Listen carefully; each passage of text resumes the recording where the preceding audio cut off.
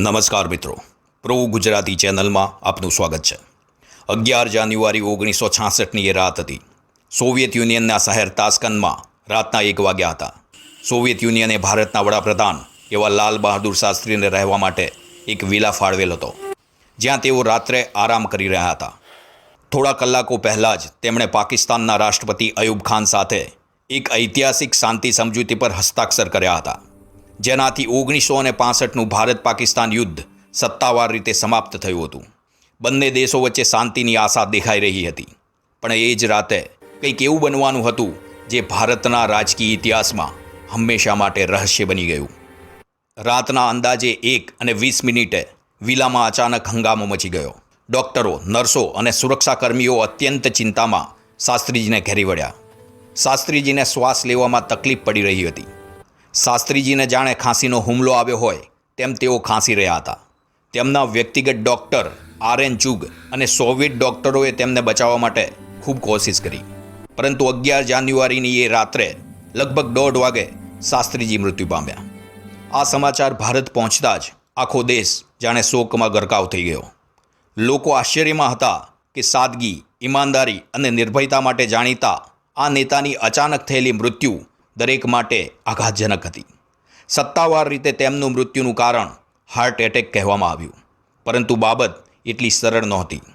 તેમની લાશ પર નીલા નિશાન, ગળાના પાછળના ભાગમાંથી નીકળતું લોહી અને માત્ર 12 કલાકમાં શરીરનું અસામાન્ય રીતે ફૂલી જવું, આ બધું સૂચવી રહ્યું હતું કે આ કુદરતી મૃત્યુ નહોતું। અને સૌથી આશ્ચર્યની વાત તો એ હતી કે ભારતના વડાપ્રધાનના શરીરનો પોસ્ટમોર્ટમ રિપોર્ટ પણ કરવામાં આવ્યો ન હતો। અને ત્યાંથી જ શરૂ થઈ કોન્સ્પિરસી થિયરીની તોફાની લહેર। લોકોના માનસમાં પ્રશ્ન હતો કે શું ખરેખર શાસ્ત્રીજીનો અંત માત્ર હાર્ટ એટેકથી થયો હતો કે પછી તે તાસ્કંદની ઠંડી રાતમાં કોઈ ઊંડી સાજિશનો ભાગ હતો? આ બાબતને સ્પષ્ટ રીતે સમજવા માટે આપણે લાલ બહાદુર શાસ્ત્રીજીના વ્યક્તિત્વ, તેમના યોગદાન અને ભારત માટેના તેમના વિઝન બાબતે ટૂંકમાં જાણકારી મેળવવી ખૂબ જ જરૂરી છે। તો મિત્રો, આગળ વધતા પહેલાં અમારી ચેનલને સબસ્ક્રાઇબ જરૂર કરી લેશો। લાલ બહાદુર શાસ્ત્રી ભારતના બીજા વડાપ્રધાન કે જેમણે 1965ના યુદ્ધમાં દેશને વિજય અપાવ્યો। 1964માં જવાહરલાલ નહેરુના અવસાન બાદ તેઓ દેશના વડાપ્રધાન બન્યા। તે સમયગાળામાં દેશ ગરીબી, ખાદ્ય સંકટ અને ચીન સાથેના યુદ્ધ પછી નિરાશામાં હતો। અમેરિકાએ ખોરાક આપવાનું બંધ કર્યું તો તેમણે રાષ્ટ્રને કહ્યું, અઠવાડિયામાં 1 દિવસ ઉપવાસ રાખો, કોઈ ભૂખ્યું નહીં રહે, અને દેશે તે માન્યું પણ ખરું। જય જવાન જય કિસાનનો અમર નારો શાસ્ત્રીજીએ જ આપેલ। શાસ્ત્રીજી ખૂબ સચોટ, સાદા અને ઈમાનદાર માણસ હતા। તેમણે ફિયાટ કાર પણ લોન લઈને ખરીદી હતી। તેઓ એટલા પ્રમાણિક હતા કે તેમના બાળકો જ્યારે સરકારી ગાડીમાં બેસે તો તેનો પેટ્રોલનો ખર્ચ પોતે જ સરકારી ખજાનામાં જમા કરાવી દેતા હતા। એ સાદગી જ શાસ્ત્રીજીને જનતા સાથે જોડતી હતી। પરંતુ અહીંથી જ સમય બદલાયો અને કદાચ તે જ તેમની મૃત્યુનું કારણ બન્યો। 1965 દરમિયાન પાકિસ્તાને ફરી કાશ્મીર પર હુમલો કર્યો। ઓપરેશન જિબ્રાલ્ટર હેઠળ તેણે ઘૂસણખોરી કરાવી। પાકિસ્તાનને લાગ્યું કે ભારત તો 1962માં ચીન સામે હારી ગયું છે, હવે તે નબળું થઈ ગયું છે। પરંતુ 5 ફૂટ અને 2 ઇંચના એવા વામન શાસ્ત્રીજીએ 6.5 ફૂટના અયુબ ખાનને એવી હાર અપાવી કે દુનિયાએ એ જોયું। ભારતની સેના લાહોરથી ફક્ત 12 કિલોમીટર દૂર સુધી પહોંચી ગઈ હતી। ટાઈમ મેગેઝિને શાસ્ત્રીજીનો ફોટો કવર પેજ પર છાપ્યો અને આખી દુનિયાએ તેમના શૌર્યના વખાણ કર્યા। શાસ્ત્રીજીના શબ્દો હતા, જો શત્રુ આપણા દેશમાં ઘૂસે તો તમે પણ તેમના દેશમાં જાઓ। આ નિર્ણાયક પગલાંથી વિશ્વ હચમચી ગયું। શાસ્ત્રીજીનો ઉત્કૃષ્ટ નારો હતો, તલવારની નોકથી કે પરમાણુ બોમ્બના ડરથી આ દેશ ક્યારેય ઝૂકશે નહીં। આખરે યુએનના દબાણ હેઠળ 17 દિવસ પછી યુદ્ધ બંધ થયું। ત્યારબાદ સોવિયત યુનિયને બંને દેશોને શાંતિ સમજૂતી માટે તાસ્કંદ બોલાવ્યા। 10 જાન્યુઆરી અને 1966એ તાસ્કંદ કરાર પર હસ્તાક્ષર થયા। તે જ રાત્રે સમારંભ બાદ શાસ્ત્રીજી પોતાના વિલામાં પરત ફર્યા। રાત્રે 10:15 સુધી ચર્ચા કર્યા પછી હળવું ભોજન લીધું, જે રસોયા જાન મોહમ્મદે બનાવ્યું હતું। પછી તેઓએ દૂધ લીધું અને સૂઈ ગયા। રાત્રિના 1 વાગે તેઓને અત્યંત ખાંસી ચડી। 1:20 તેઓ પોતાના સહાયક એવા જગન્નાથ સહાયના રૂમ સુધી પહોંચ્યા। ડૉક્ટર આટલું બોલ્યા અને પોતે ત્યાં જ ધરાશાયી થઈ ગયા। ડૉક્ટર ચુગ તરત આવ્યા પણ બધી કોશિશો છતાં 1:32 શાસ્ત્રીજીનું અવસાન થયું. જ્યારે તેમની લાશ ભારતમાં લાવવામાં આવી ત્યારે તેમના પરિજનો આશ્ચર્યમાં પડી ગયા. શરીર સંપૂર્ણ રીતે નીલું પડી ગયું હતું. ગળા પર કટના નિશાન હતા. લોહી નીકળી રહ્યું હતું અને શરીર અતિશય ફૂલી ગયેલું હતું. તેમની પત્ની લલિતા શાસ્ત્રીએ સ્પષ્ટ કહ્યું કે તેમને ખાતરી છે કે તેમના પતિને ઝેર અપાયું હતું. તેમણે કહ્યું કે તેમને માહિતી મળી છે કે જ્યારે શાસ્ત્રીજી બેહોશ થઈ રહ્યા હતા ત્યારે તેઓ વારંવાર થર્મોસની એક બોટલ તરફ ઇશારો કરી રહ્યા હતા, જેમાંથી તેમને પાણી આપવામાં આવ્યું હતું. પરંતુ એ બોટલ પછી ક્યારેય મળી નહીં. તેમની પર્સનલ ડાયરી પણ ગુમ હતી. વધુમાં તેમણે એ પણ જણાવ્યું કે 10 જાન્યુઆરીએ રાત્રે 1 વાગે શાસ્ત્રીજીએ પોતાના ઘરે ફોન કર્યો હતો અને કહ્યું કે ચિંતા ન કરશો, હું જલ્દી જ એવી ખબર આપવાનો છું જે સાંભળી આખો દેશ ખુશ થઈ જશે. પરંતુ તે ફોન કોલના માત્ર 18 મિનિટ પછી તેમનું મૃત્યુ થઈ ગયું. શું આ માત્ર એક સંયોગ હતો?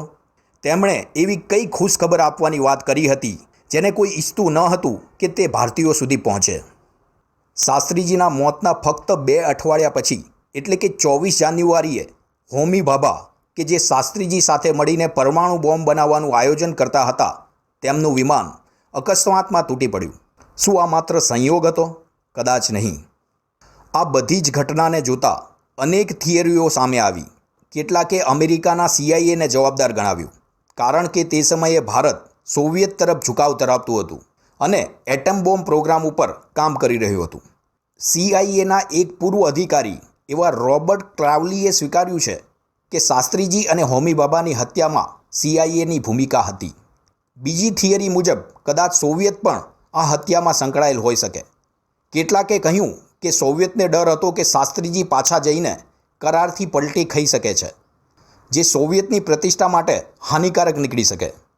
પરંતુ આ તથ્યને સમર્થન આપી શકે તેવા કોઈ પણ પુરાવા આજ સુધી મળ્યા નથી. સાથે સાથે સ્થાનિક રાજકારણ પણ શંકાના ઘેરામાં હતું. ઘણા બધા તથ્યો આ બાબતની ચાડી ખાય છે, જેની સૌથી મોટી સાબિતી એ હતી કે શાસ્ત્રીજીનું લીલું પડી ગયેલું શરીર હત્યાની ગવાહી આપી રહ્યું હતું.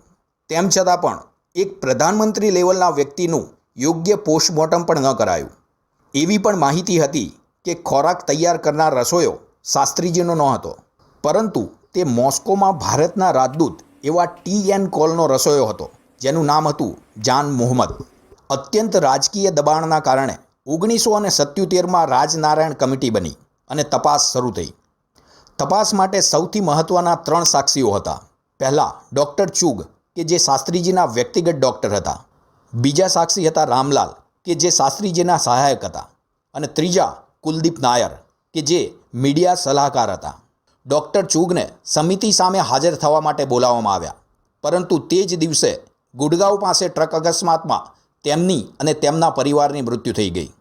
એટલું જ નહીં, જ્યારે રામલાલને સમિતિ સમક્ષ બોલાવવામાં આવ્યા અને તેઓ સમિતિ પાસે જઈ રહ્યા હતા ત્યારે તેમની સાથે એક બસ અથડાઈ અને તેમને માથાના ભાગે ગંભીર ઈજા થઈ અને તેઓ કાયમી રીતે માનસિક રીતે અસક્ષમ બની ગયા. કુલદીપ નાયરે એવા આક્ષેપ કર્યા છે કે તેમને TN કોલનો ફોન આવ્યો હતો અને કહ્યું હતું કે કૃપા કરીને સમિતિ સામે કહી દેજો કે શાસ્ત્રીજીનું મૃત્યુ સ્વાભાવિક હતું. અને આ એ જ TN કોલ હતા કે જે તે હત્યા સમયે મોસ્કોમાં ભારતીય રાજદૂત હતા અને તેમને ઇન્દિરા ગાંધીના ખૂબ જ નજીકના માનવામાં આવતા હતા. નાયરનું કહેવું છે કે તે વખતે જ મને શંકા ગઈ હતી કે આ માણસને કોનો ડર છે. આ કેસમાં લગભગ બધા મહત્ત્વના સાક્ષીઓ એક પછી એક ગાયબ થતા ગયા. જાન મોહમ્મદ કે જે મોસ્કોમાં ભારતના રાજદૂત TN કોલનો રસોઈયો હતો કે જેણે શાસ્ત્રીજીને અંતિમ ભોજન કરાવ્યું હતું, તેમની પણ ક્યારેય પૂછપરછ ન થઈ અને થોડા સમયમાં તેને રાષ્ટ્રપતિ ભવનમાં નોકરી અપાઈ.